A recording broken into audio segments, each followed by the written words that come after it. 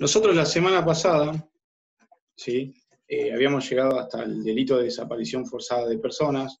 Yo les había hecho o mencionado algunas características principales de dicha figura penal, y también les había recomendado que fueran a una lectura del doctor Taza, que se encuentra en el blog de Penal 2. ¿Sí? El blog de Penal 2 sería Penal 2 MDQ, o sea, si lo ponen todo junto así en minúscula, les va a aparecer de entrada. Cuando entren a la página tienen que buscar en el listado de distintos elementos que tiene los artículos publicados. ¿Sí? Muy bien. Quiero saber si les quedó alguna duda con respecto a los temas que fuimos viendo hasta el día de la fecha.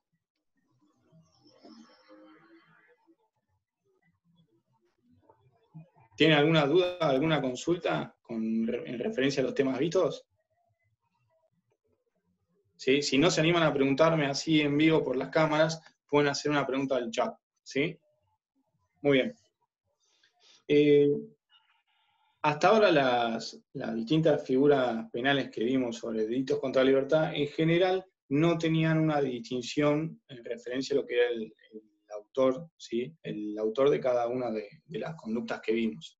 Salvo en la última figura que vimos, que era el 142 ter, en el cual había una intervención por parte del Estado, ya sea a través de una autorización, ¿sí? De una participación o de la aquiescencia. Esa era la única figura del 142 ter en la cual había una intervención estatal. ¿Sí? Esto lo marco ¿por qué? Porque nosotros vamos a ver la figura del 143 hoy, y vamos a ver que todos los autores de las conductas que se encuentran previstas en dicho artículo son autores especiales. Es decir, cuando nosotros hablamos de autores especiales, significa que si no reúnen las facultades o los requisitos exigidos por esa figura penal, va a caer fuera de la misma, y seguramente puede ser que caiga en una figura del 141, si una privación ilegítima de manera, en una forma básica, o puede ser que incluso sea una conducta típica. ¿Sí? Repito, los autores de las figuras que se encuentran previstas en el 143 son autores especiales. Cada uno va a tener una función determinada. Por eso es importante que en este concepto vayan a lo que es el artículo 77, que nos va a definir lo que es funcionario público o empleado público. Antes de la reforma sobre esa norma se entendía que los autores especiales a los cuales se refería cuando hablamos de autores como funcionarios públicos eran aquellos que participaban con cierta representación del Estado, ¿sí? Es decir, funcionarios que tenían cierta categoría. Ese era el concepto restringido. Luego de la reforma se entendió que el concepto de empleado público debía ser mucho más amplio y que abarcaba a todos los que participaran de la administración pública. ¿Sí? Pero bueno, esta era una acotación que les viene bien recordar cuando estamos hablando de figuras que involucran a funcionarios públicos o a empleados públicos. Muy bien. Esa es la primera aclaración. La segunda aclaración que les tengo que hacer y que rememora con lo que expresamos al principio del delito contra la libertad, tiene que ver con aquella en la cual yo les había mencionado que las figuras de delitos contra la libertad tienen ciertas excepciones o tienen cierta vinculación con las normas procesales. ¿Sí? Yo les había dicho que la libertad no era un bien jurídico absoluto, sino que era relativo. Es decir, que se debe ejercer de acuerdo a las leyes que la reglamentan. Muy bien. Nosotros en el 143 vamos a ver que hay un montón de conductas que se rigen por normas procesales que comienzan siendo legítimas, pero que un determinado acto, en determinado momento, las vuelve ilegítimas. ¿Sí? Muy bien. ¿Alguna consulta con lo que vengo diciendo? ¿No? Pueden preguntar por el chat, si quieren. Muy bien. El 143 dice, será reprimido con reclusión o prisión de 1 a 3 años e inhabilitación especial por doble tiempo. Inciso primero, el funcionario público, el funcionario que retuviera a un detenido o preso cuya soltura haya debido decretar o ejecutar. ¿Sí?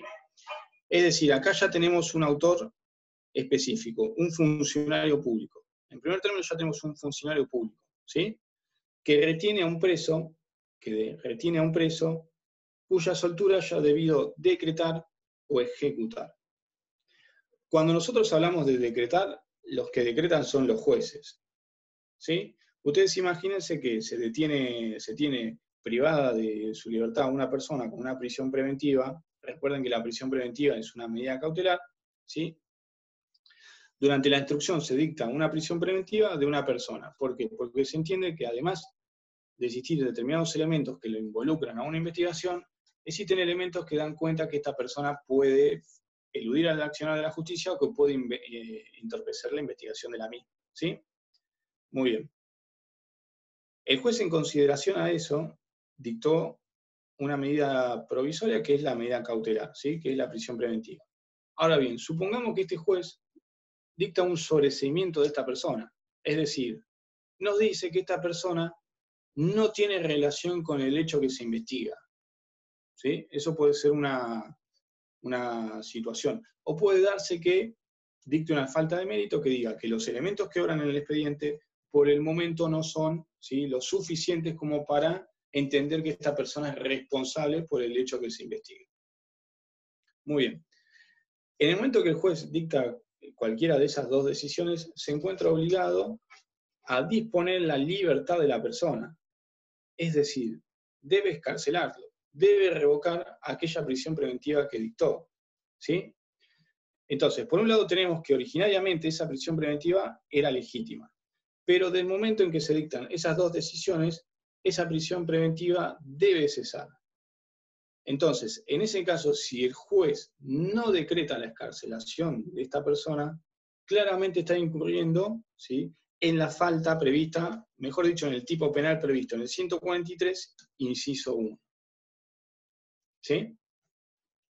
Yo siempre digo que estas normas penales tienen cierta repercusión y cierta trascendencia. Primero, por la afectación al bien jurídico del cual estamos hablando, y segundo, por las situaciones o las circunstancias que pueden acarrear que un funcionario público no cumpla, ¿sí?, con su deber en un momento determinado. Muy bien. Les dije que decreta el juez, ¿sí? Incluso en algunos ordenamientos procesales de las distintas provincias se puede hablar de que el fiscal puede disponer determinadas medidas, ¿sí? Muy bien. El que ejecuta, ¿sí?, el que ejecuta o lleva adelante esta orden de un juez siempre son los agentes de la prevención, ¿sí? O puede ser un guardia de cárcel o puede ser un policía, o alguna persona perteneciente a determinada fuerza. Muy bien. Supongamos que este juez decreta la libertad el día viernes. Se libra un oficio a Ezeiza, supongamos, ¿sí? Se libra un oficio el día viernes a las 5 de la tarde, ordenando la inmediata libertad de José Pérez. La persona que recibe el oficio en Ezeiza, ¿sí?, o la persona encargada de que se ejecute y que se lleve adelante el cumplimiento de dicha orden, decide que con el oficio lo va a archivar hasta el día lunes. ¿Por qué? Porque es viernes a la tarde, porque no tiene personal para disponer la medida, porque no tiene ganas, supongamos, que se le ocurrió que no quiere cumplir esa orden en ese momento. Entonces dice, no le voy a disponer la libertad, no voy a llevar adelante esta libertad el día viernes a las 5 de la tarde porque me complica, la voy a cumplir el día lunes. Muy bien. Ese funcionario policial ya está incumpliendo una orden, primero del magistrado, ¿sí? Al incumplir la orden de un determinado magistrado, puede caer en la comisión de otro delito. Puede ser que estemos frente a un 239, pero eso no es lo importante ahora. Lo importante es que este funcionario, con su accionar, está cayendo en la conducta prevista en el 143, inciso 1. ¿Sí? Es decir, él debió haber ejecutado la orden para que una persona determinada recuperara su libertad. ¿Sí? Vamos de nuevo. Él debió haber ejecutado una orden para que una persona determinada recuperara su libertad. Hace unos minutos les dije que esta situación podía traer ciertas implicancias. podía generar ciertas responsabilidades. Les cuento por qué. Cuando en el ámbito penal se tienen causas con detenidos, esas causas con detenidos son las que generan mayor preocupación a todos los funcionarios públicos, ¿sí? Y son las que generan mayor urgencia. Primero, por el bien jurídico del cual estamos hablando, ¿sí? Que las personas detenidas se encuentran todas privadas, ¿sí? Segundo, por las situaciones que se pueden generar o que pueden darse en el lapso que estas personas se encuentran privadas en su libertad. Imagínense ustedes que el juez dispone la libertad de José Pérez el viernes a la tarde, la persona encargada de Seiza que tiene que tramitar ese oficio no lo hace y dice, lo voy a liberar a José Pérez el día lunes. Voy a cumplir con la orden del juez el día lunes porque no tengo personal administrativo. ¿Qué pasa si del viernes al lunes, antes de que se ejecute esa orden, José Pérez aparece muerto? ¿Sí? Puede ser que tenga una riña el fin de semana con otros presos. ¿Qué pasaría? Y ahí tendríamos un problema. El juez libró la orden, ¿sí? Y dijo que se tenía que liberar de manera inmediata. Está bien, ustedes me pueden decir, el juez debió haber controlado que fulanito recuperara la libertad. Eso es cierto, por un lado. Pero también tendría mayor responsabilidad el funcionario público que no ejecutó esa orden, ¿sí? Es decir, aquella persona que recibió el oficio y en vez de tramitarlo, lo tiró en una canasta donde se ponen los distintos escritos, ¿sí? Y no lo tramitó. Esto podría generar cierta responsabilidad y podría hacer que, además de tener un 143, podríamos incluir un tipo o una especie de concurso según la situación que se dé, ¿sí? Esto es importante, sobre todo para aquellos que vayan a ejercer penal, ¿sí? Es importante para que tengan en cuenta que siempre los funcionarios de la administración pública, cuando hablan de causas que tienen detenidos, siempre las tratan con urgencia, ¿sí? Siempre son prioridad, tanto para resolver o tanto como para tramitar.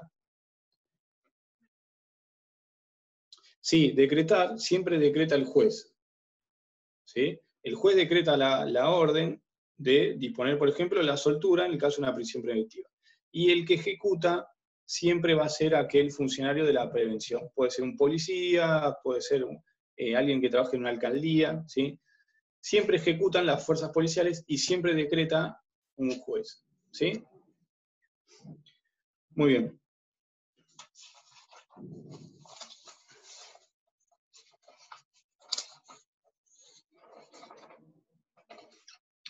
Esperen que miro la hoja de ruta que tengo porque si no me pierdo, ¿sí?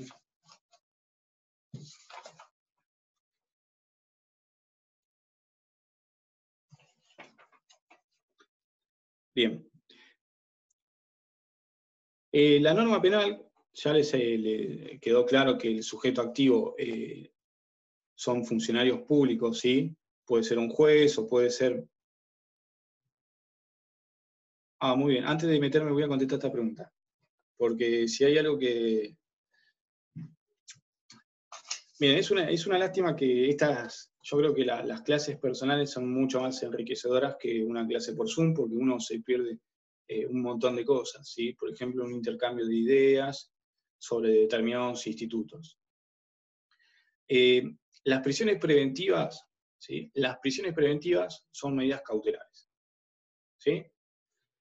Lo que se ha visto en los últimos años, si uno toma los medios de comunicación, es que te hablan de la prisión preventiva a través de la doctrina, no, eso no existe, no va, ¿sí? ¿Qué quiero decir con esto? Que las prisiones preventivas son medidas cautelares y siempre las medidas cautelares se analizan en un caso concreto, ¿sí? No es que existe un criterio establecido, ¿sí? De regla general que todos deben respetar. No, eso no va. Lo que sí puede existir es que en un criterio general un tribunal superior haya entendido que para determinado caso tal circunstancia puede ser un indicio de peligrosidad procesal. Pero siempre la prisión preventiva se analiza en un caso concreto, ¿sí? En este caso concreto, uno para decretar una prisión preventiva tiene que analizar dos variables.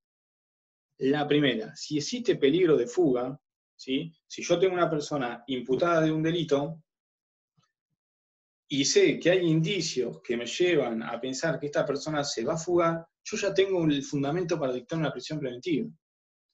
Imagínense ustedes algo que pasó hace algunos años, una persona que mató a su familia en Brasil, ¿sí? Falsificó un documento, cruzó a la Argentina y en la Argentina fue detenido por el uso de documentos públicos falsos.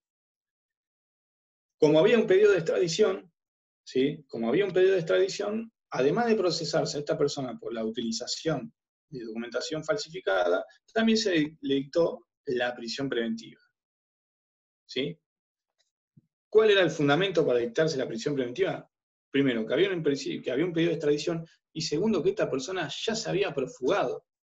¿Sí? Esta persona ya se había fugado de su país.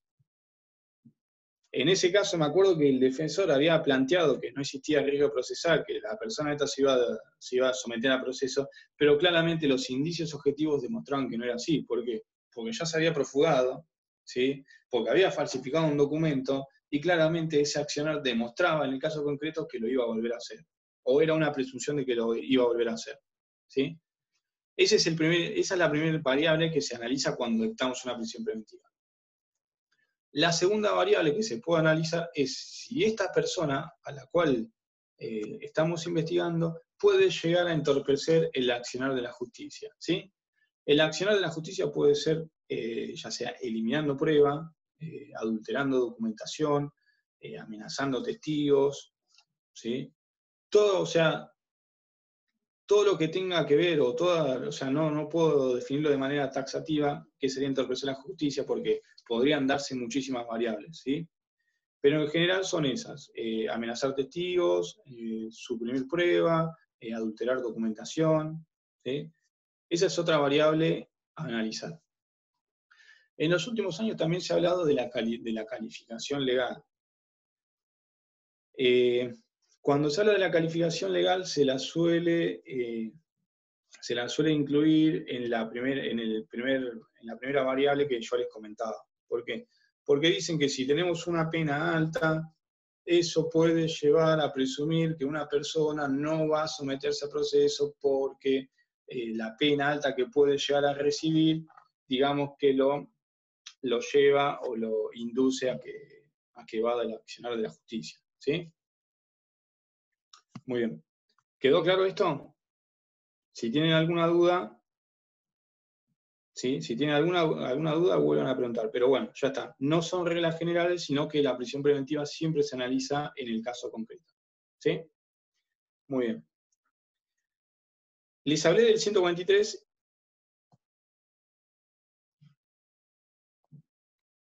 Además de amenazar, la pregunta dice además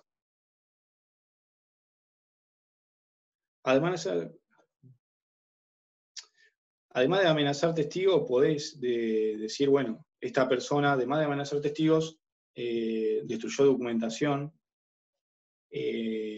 sobornó testigos, no sé, eliminó datos de cuentas bancarias, supongamos, ¿sí? Cualquier tipo de accionar que lleve a eliminar pruebas. Eso significa la entorpecer la investigación. No solamente se reduce a amenazar testigos, ¿sí? Incluso si uno amenaza a testigos, uno puede pensar que eso pone en una, supongamos, si es un delito de trata de personas y yo estoy amenazando a las víctimas de tratas, también puede jugar ahí una cuestión de revictimización, ¿sí? Imagínense que yo tenía sometida una cantidad X de mujeres que estaban sometidas a explotación sexual y además cuando empieza la investigación yo las amenazo. Puede ser entendido esto como una doble revictimización. Y ojo, que las amenazas también constituyen un delito, ¿sí? De acuerdo a la entidad que tengan, eso puede constituir otra figura penal aparte, ¿sí? Y en este caso puede darse hasta un caso de concurso, según cómo lo veamos. Muy bien. Yo les hablaba del sujeto activo, que era un funcionario especial. Con referencia al sujeto pasivo, fíjense que la norma habla de un detenido o de un preso, ¿sí? Ustedes esto tienen que tener en cuenta que un detenido, primero voy a definir detenido por contraposición a preso. Preso es todo aquel que está condenado, ¿sí? El preso es toda persona que está cumpliendo una condena. Es decir, en el ámbito federal se llevó adelante la etapa de instrucción, se dictó el procesamiento de una persona, se elevó la causa a juicio, ¿sí? Se celebró el juicio y se dictó una condena. A partir del momento que se dicta la condena, estamos hablando de un preso, ¿sí? Toda la etapa previa es de un detenido, ¿sí? Muy bien.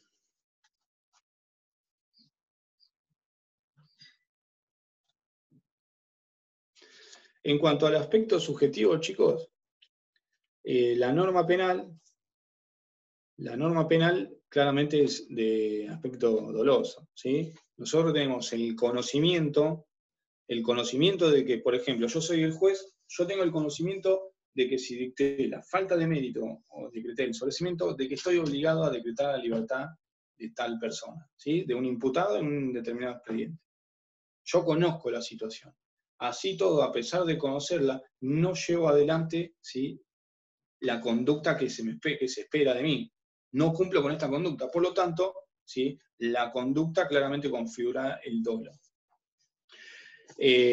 Con respecto al que ejecuta... Una consulta. Sí. En el caso de que el juez libró el oficio, por ejemplo, un viernes, y sí. Las fuerzas policiales lo ejecutaron un lunes, Sí. no sería un dolo directo del juez. No. En ese caso, el juez cumplió, o sea, el juez cumplió con lo que tenía que cumplir, ¿sí? Y el delito, claro, el delito lo estaría cometiendo quien debe decretar, ¿sí? Quien debe ejecutar la orden. En este caso, las fuerzas policiales, ¿sí? Bien, listo, gracias. Y igual esto que vos decís me sirve para apuntar lo siguiente. Estas dos conductas, ya sea decretar o ejecutar, no es que se consuman o que se realizan las dos juntas, ¿sí? Son delitos que pueden darse de manera independiente. Tengan presente eso, chicos. Son delitos que pueden darse de manera independiente. Hay una pregunta que dice, pero en el caso de que un funcionario no haya podido cumplir por razones que estén fuera de su alcance, ¿también se aplica la pena igual? No sé cómo sería el ejemplo. Yo creo, a ver, si son razones que están fuera de su alcance, supongamos, no se me imagino, no se me viene a la mente algún ejemplo, algún caso, pero yo lo relaciono con determinadas circunstancias que afectan la conducta, ¿sí?, del sujeto activo. Si estas circunstancias que afectan la conducta, ¿sí?, tienen relevancia sobre la voluntad de la persona, es decir,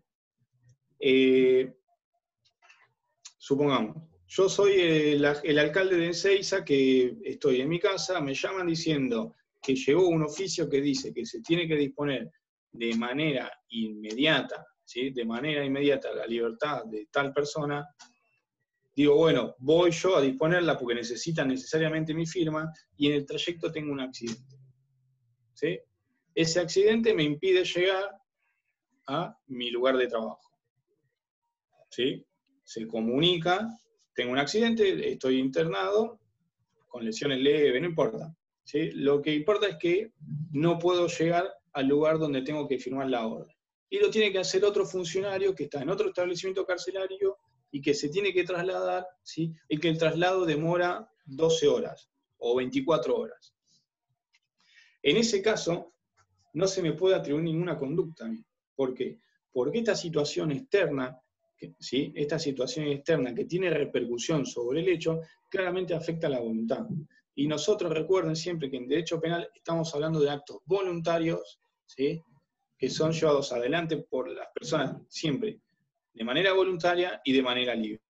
Y en este caso, ese hecho claramente tiene repercusión. Por lo tanto, no se me podría trasladar la culpa, no se me podría trasladar, ¿sí?, el reproche de la figura penal, ¿sí? Siempre tiene que ser consecuencia voluntaria del sujeto activo. Si sucede algo, ¿sí?, que impide al sujeto activo cumplir con su deber, y bueno, habrá que analizarlo en el caso concreto. Distinto que diga, No lo quise liberar porque tenía un partido de papi fútbol a las 7 de la tarde y después tenía un asado con los muchachos y bueno, no me iba a perder ni el fútbol ni el asado, por lo tanto en vez de disponer la libertad la iba a disponer el sábado a las 5 de la tarde. Eso es otra cosa. ¿Sí? Muy bien. Les hablaba del aspecto subjetivo, que es una figura dolosa. ¿Sí? Dolo directo, conocimiento y voluntad. Los autores hablan, sobre todo D'Alessio, citando, creo que, si no me falla la memoria, a Bosso, hablan de que esta figura admite el dolo eventual. ¿Sí? Y cuando hablan del dolo eventual, citan el siguiente ejemplo. Por ejemplo, el funcionario público que dispone el traslado del detenido o preso a un lugar remoto o adultera los libros de registro de detenidos para dilatar el tiempo de detención o demorar su ubicación. Los autores mencionan esos dos ejemplos como ejemplos de dolo eventual. ¿Sí? A mí, digamos que no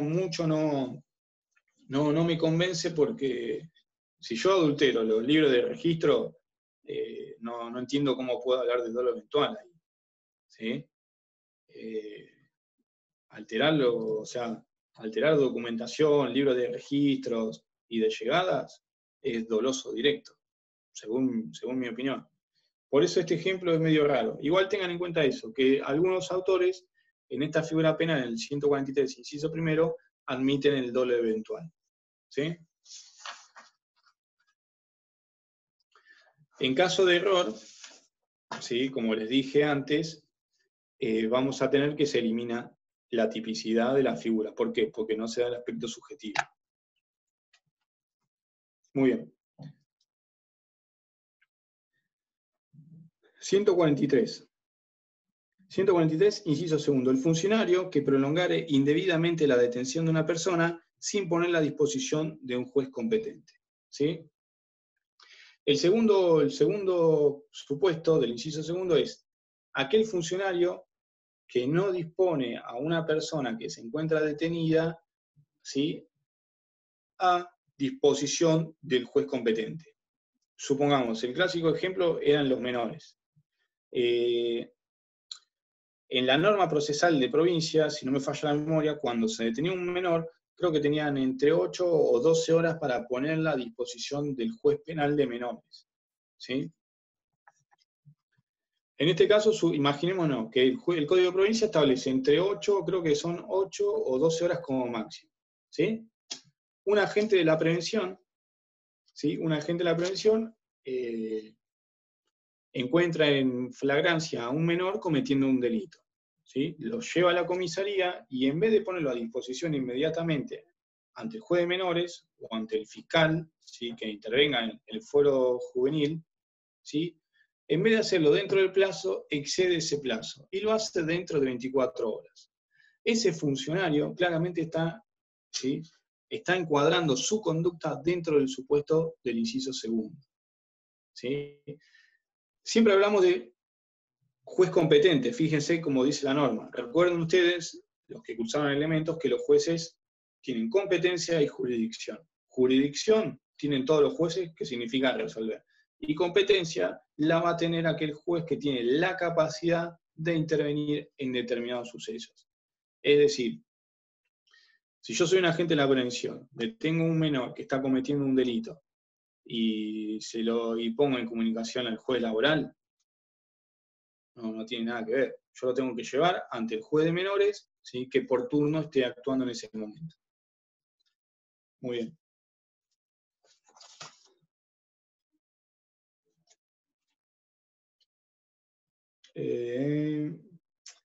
Esta es una figura que no admite la tentativa, ¿sí?, según D'Alessio y mayoría. Y cuando nosotros hablamos del funcionario que retuviera a un detenido o preso, recuerden, acá está, que prolongara indebidamente la detención. Estamos hablando de agente de la prevención. Cuando hablamos de detención, hablamos de agente de la prevención, ¿sí? Después, indebidamente, recuerden que es un elemento que nos va a definir que esa prolongación claramente está por fuera del marco legal, que en definitiva es lo que yo les mencionaba recién, que va en contra de determinadas normas procesales que son las que establecen, ¿sí?, el parámetro de esa prolongación. Muy bien. El inciso tercero. El funcionario que incomunicare indebidamente a un detenido. ¿Sí? Muy bien. Una de las medidas cautelares que se utilizan en un proceso penal es la que ya les mencioné, que es la prisión preventiva. Otra medida cautelar que nosotros tenemos es la incomunicación. En aquellas causas que tienen determinada complejidad, ¿sí?, en la cual es necesario seguir investigando, tratar de descubrir los hechos y que son muy complejos, a veces los jueces suelen incomunicar a aquellas personas, ¿sí?, que detienen en determinado proceso. Esto con los fines de ¿qué? De que no se frustre dicha investigación. Es decir, si yo detengo a una persona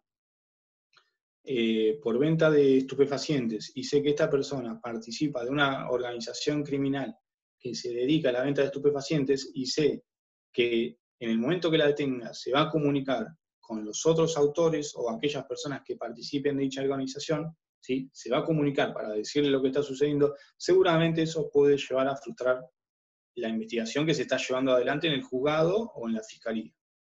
Entonces, lo que se suele hacer para evitar eso es decretar la incomunicación de una persona, ¿sí? Como toda incomunicación, debe tener los fundamentos. El fundamento es el que les acabo de decir, es esto, evitar, ¿sí?, que se frustre la pesquisa. Muy bien. Pero esta incomunicación tiene determinados parámetros, ¿sí? Tiene determinados parámetros y también tiene determinados lapsos. Es decir, si el Código Procesal Penal te dice 72 horas, prorrogable por otras 48 o 72, no me acuerdo, ¿sí?, uno no puede prolongar indebidamente esa incomunicación, sino que en algún momento se le tiene que cortar, ¿sí? Y eso es lo que viene a proteger esta norma penal.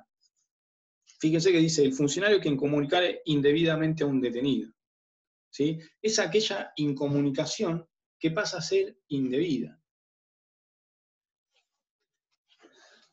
Que pasa a ser indebida, ¿por qué? Porque se han vulnerado las normas procesales o los plazos establecidos, o porque incluso, supongamos, en el caso no era requerida. ¿Sí? Yo les di un ejemplo de una organización. Yo tengo una persona que participa en una organización criminal que se dedica a la venta y el comercio de estupefacientes. En ese caso es necesaria la incomunicación para continuar con la pesquisa. Ahora, muy bien. Si yo detengo a una persona en la calle, ¿sí?, que le robó una cartera o que amenazó a una persona con un cuchillo para quedarse con la cartera, en ese caso, ¿qué fundamento tendría la incomunicación? Ninguno. En ese caso, decretar una incomunicación de esa persona sería totalmente infundada.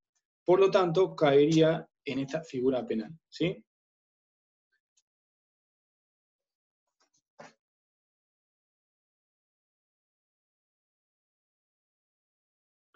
Muy bien, en cuanto al aspecto subjetivo, es otra figura dolosa, ¿sí? Y también los autores admiten lo que es el dolo eventual.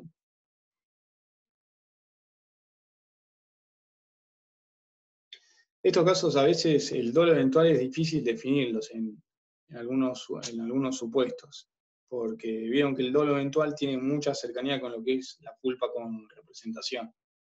Y para algunos autores o para algunos teóricos del derecho penal o dogmáticos, la construcción del dolo eventual suele ser compleja porque es muy difícil definirla si no es en un caso específico, ¿sí? De hecho, fíjense que en el anterior artículo que yo se los mencionaba, hasta el ejemplo que dan es como medio raro, ¿sí? Pareciera más cercano al dolo directo que al dolo eventual. Pero bueno, sepan eso, que es una figura de dolo directo y que admite el dolo eventual, ¿sí? Muy bien, 143, inciso cuarto.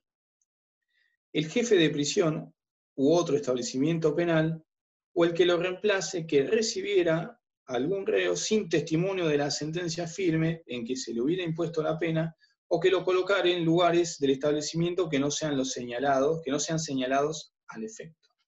¿Sí? Cuarto, vamos de nuevo.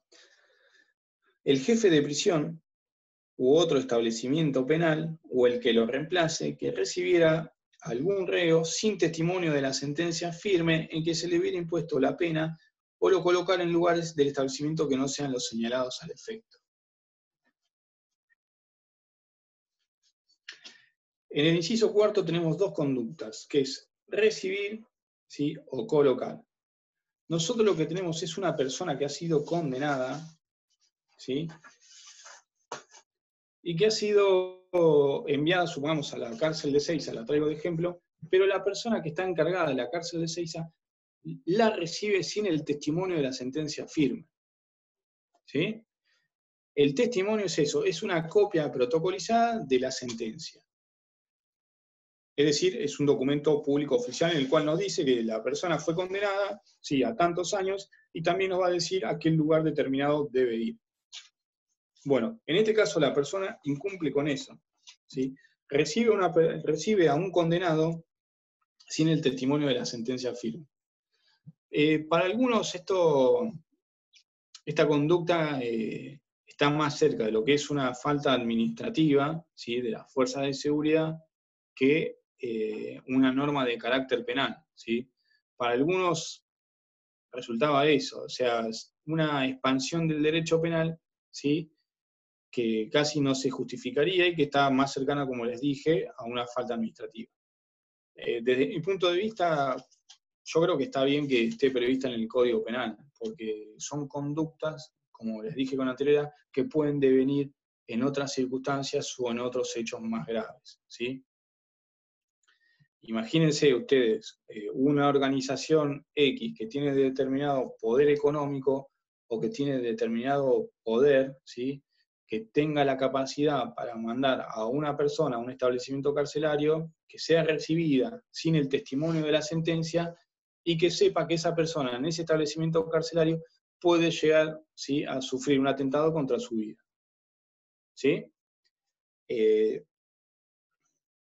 Eso podría ser. Yo creo que esas limitaciones, ¿sí?, se dan por ese tipo de circunstancias, ¿sí? O sea, el legislador entendió, no se puede recibir a una persona sin un testimonio firme de una sentencia. ¿Por qué? Porque si no, se pueden dar otras circunstancias que pueden llevar a hechos mucho más groseros o graves. Pero bueno, en este caso recuerden que el inciso cuarto nos habla de eso, que el jefe de prisión o el encargado de la misma recibe, ¿sí?, recibe a una persona que ha sido condenada sin la sentencia firme que así lo acredite. Esa es una de las conductas. La otra conducta es colocar, ¿sí?, colocar a esta persona en un lugar, ¿sí?, que no corresponda. Fíjense cómo dice la norma.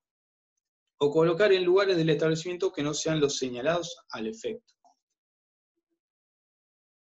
Supongamos yo recibo una condena por un delito económico, vamos a ponerle, no sé, una infracción al régimen penal cambiario cuando soy declarado reincidente varias veces, ¿sí?, que pasa de una multa a una pena privativa de la libertad, o ese podría ser un ejemplo, o incluso, no sé, alguna cuestión tributaria o alguna estafa, ¿sí?, y se me condena a 5 años. Se me condena a 5 años de prisión y la sentencia dice que tengo que ir a un pabellón, ¿sí?, en el cual se puede acceder a determinados beneficios y que no es un pabellón de máxima seguridad. Muy bien.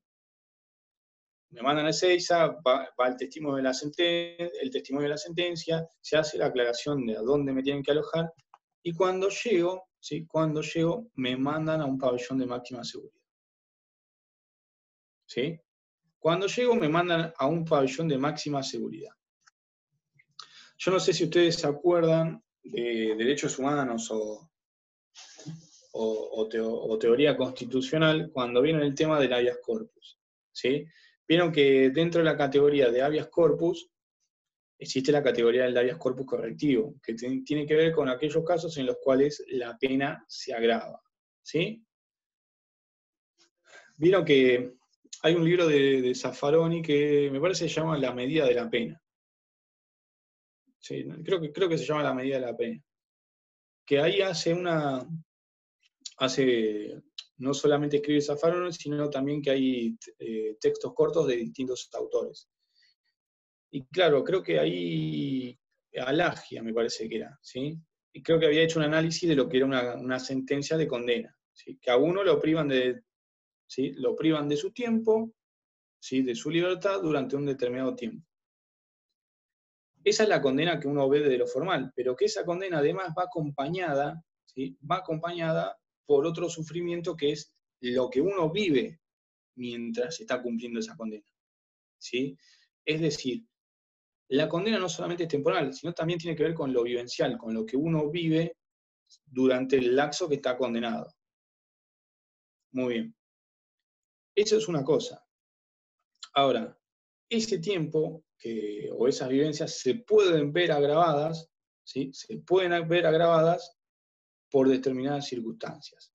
En el caso que yo les mencionaba, imagínense que yo soy condenado por un delito económico y me mandan a un pabellón de máxima seguridad, ¿sí? Yo podría entender o podría plantear un habeas corpus correctivo diciendo que se me han agravado las condiciones de privación de la libertad. Es decir, ha habido un agravamiento de mi condena.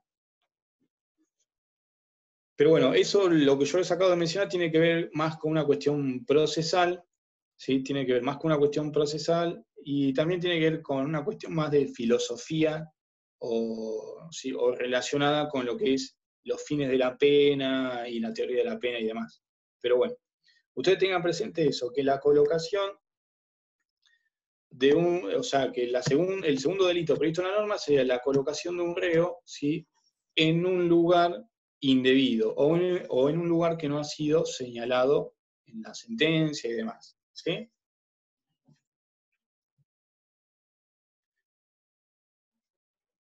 Muy bien. El inciso quinto.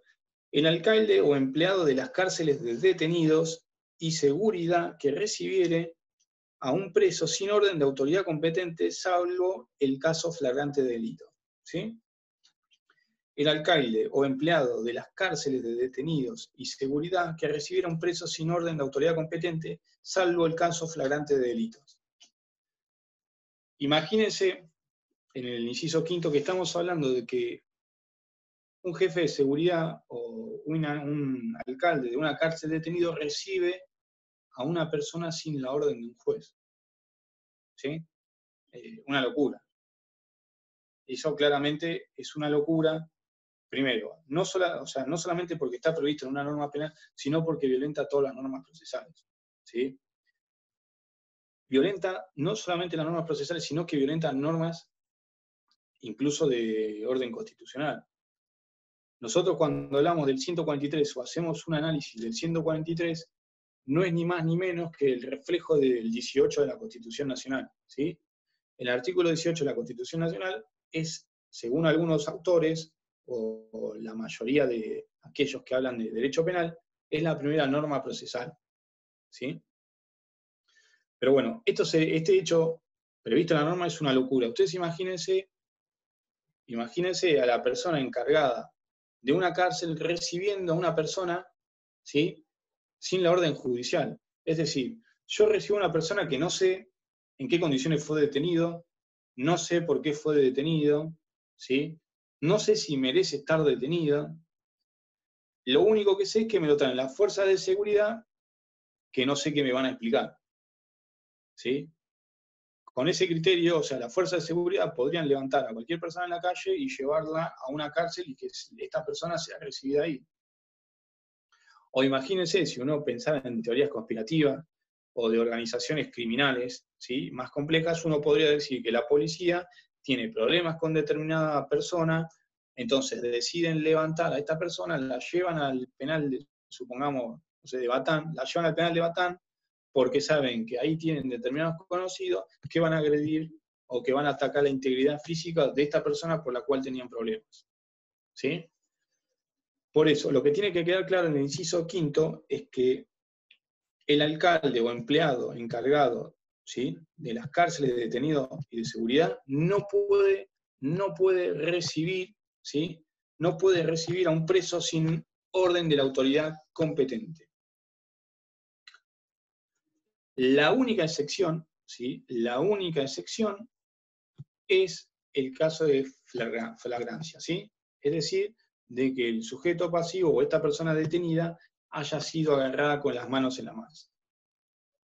Pero yo les diría que ni siquiera es así. ¿Por qué? Porque en la práctica, cuando estas personas son detenidas con las manos en la masa, lo primero que hace la policía, siempre para cuidar su límite de responsabilidad y demás, es comunicarse, ya sea con un juez o con un fiscal.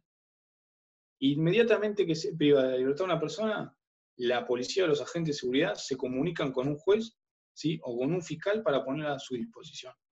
¿Por qué?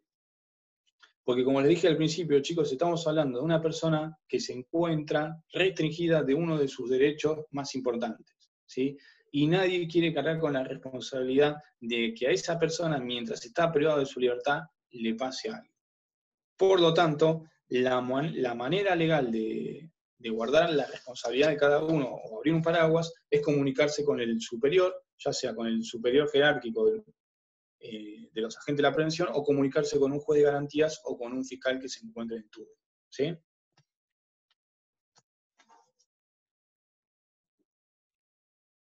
El sexto supuesto es el funcionario competente que, teniendo noticia de una detención ilegal, omitiere, retardare o rehusare hacerla cesar o dar cuenta a la autoridad que deba resolver. ¿Sí?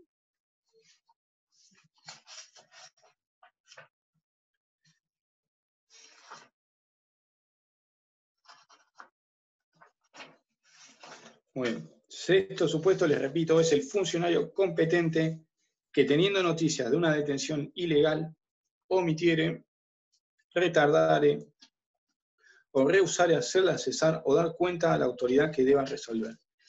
El último supuesto, y me había olvidado mencionarles también en el primer supuesto, son delitos de comisión por omisión. Es decir, el delito se comete por una omisión. En este supuesto, en el inciso sexto, es aquella persona, aquel funcionario, ¿sí? Aquel funcionario con competencia que se encuentra, que ha llegado a su conocimiento que una persona se encuentra privada de su libertad de manera ilegítima o ilegal. D'Alessio planteaba en este supuesto porque cuestionaba o decía a qué se refiere la norma cuando habla de funcionario competente, ¿sí? ¿A qué se está refiriendo? ¿A un juez competente en el ámbito penal? ¿O puede ser un juez competente, por ejemplo, un juez de familia que se entera que hay una persona que está privada de su libertad por fuerzas policiales mientras está tomando una audiencia? ¿Sí? Entonces, D'Alessio lo problematiza por ese lado, ¿sí? Ustedes entiendan o ustedes tengan en cuenta, por ejemplo, como dice Fontán Balestra, que no se habla de una competencia específica, sino que es de todo funcionario, ¿sí?, al cual llegue a su conocimiento que se está cometiendo un delito o una conducta que atenta contra la libertad, ¿sí? Y el accionar de ese funcionario es, o la obligación de ese funcionario es, poner en conocimiento a aquella persona que debe resolver, ¿sí? El hecho que se castiga o el hecho que reprime la norma es esa omisión, ¿sí? Este funcionario público que se enteró que había una privación, ¿sí?, o una detención ilegal, y omite transmitirlo al funcionario que deba resolver, ¿sí? Ese es el supuesto del que hablan los autores. Es decir, no hay una competencia específica penal, sino que hay una obligación de transmitirla a aquel que debe resolver, ¿sí? ¿Alguna consulta sobre esto? ¿Tienen alguna pregunta, chicos?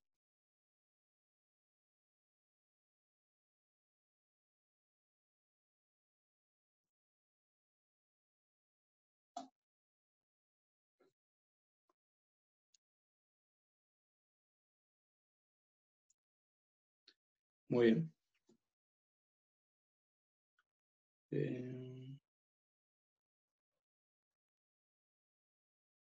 Muy bien. Esta última figura que les mencioné es dolosa, ¿sí?, de dolo directo. La semana que viene, creo que el jueves van a tener clases con Luciano Bianchi, pero seguramente yo de clases o el martes o el miércoles, después me voy a comunicar con Alan, y les voy a seguir dando delitos contra la libertad, y voy a tratar de dar severidades, ¿sí?, a premios ilegales, vejaciones por un lado, y también conectados con el delito de tortura, ¿sí? Estas son 4 conductas totalmente distintas entre sí. Yo acá les mencioné algunas que tienen que ver con abusos funcionales, que son las del 143, pero después viene una segunda categoría que está prevista en el 144, que son las severidades, los apremios ilegales, ¿sí?, la tortura y las vejaciones. Son 4 conductas totalmente distintas, ¿sí? Y cada una de estas conductas tiene una génesis y un desarrollo distinto, pero en definitiva todas confluyen para atacar al bien jurídico tutelado que estamos viendo, ¿sí? Así que bueno, si no tienen ninguna pregunta, llegamos hasta acá y bueno, nos veremos el martes y si no, el miércoles. Eso sí, recuerden de asistir a las clases del doctor Bianchi porque va a dar temas del doctor Taza. Creo que acá hay una pregunta.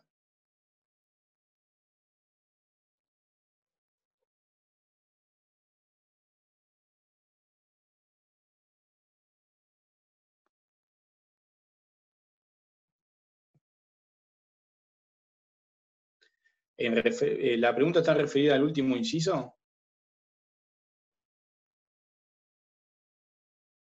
Sí, sí. Siempre el sujeto pasivo, ¿sí?, en el 143, en la mayoría de los casos, es aquel que está privado de su libertad, ¿sí?